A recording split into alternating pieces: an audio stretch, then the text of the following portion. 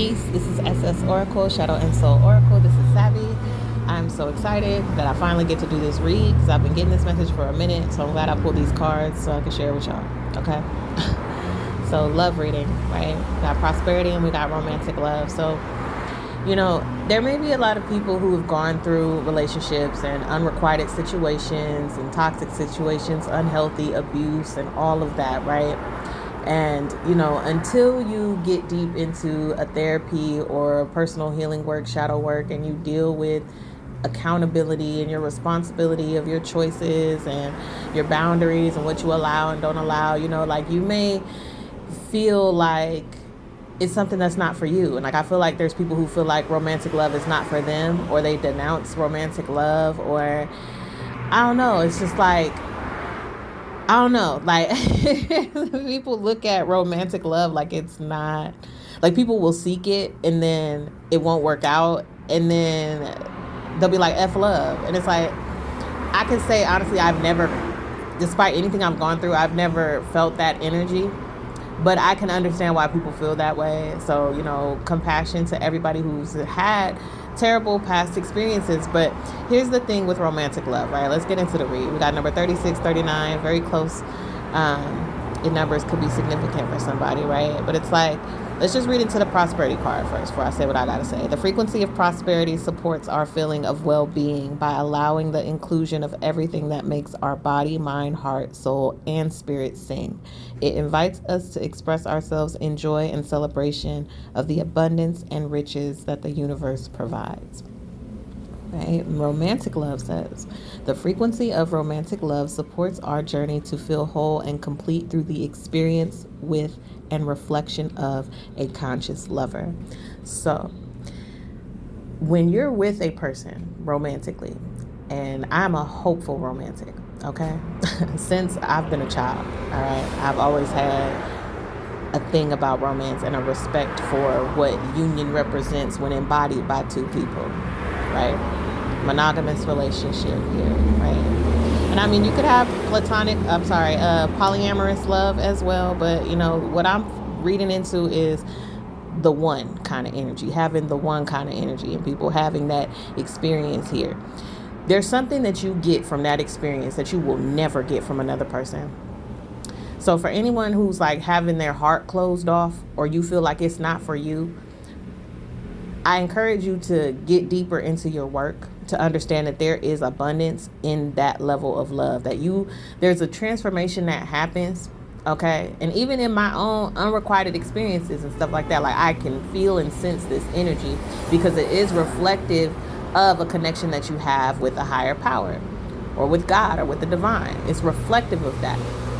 Once you've gone through your healing work and you see, your self-worth and how you want to be treated and how you want to experience an external relationship based on the one you have within, you see that romantic love is something that can truly be abundant, something that can truly transform you for the better, okay?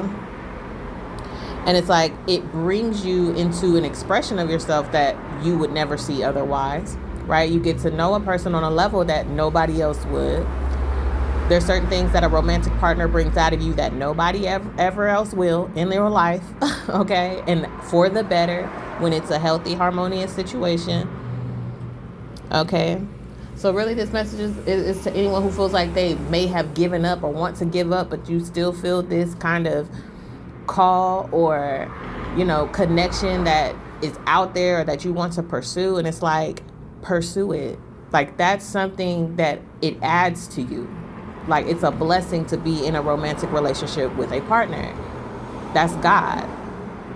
Okay, that's an ultimate blessing to have that kind of connection on the outside with somebody that's going to increase you and grow you. And there's just an overwhelming amount of abundance here. What does it say? The mind, the body, the heart, the soul, and the spirit.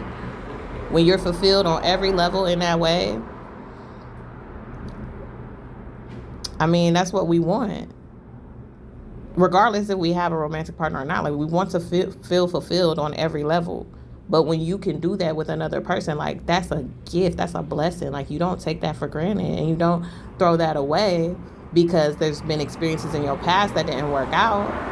Like clearly and you understand like how you gain from being in a romantic connection.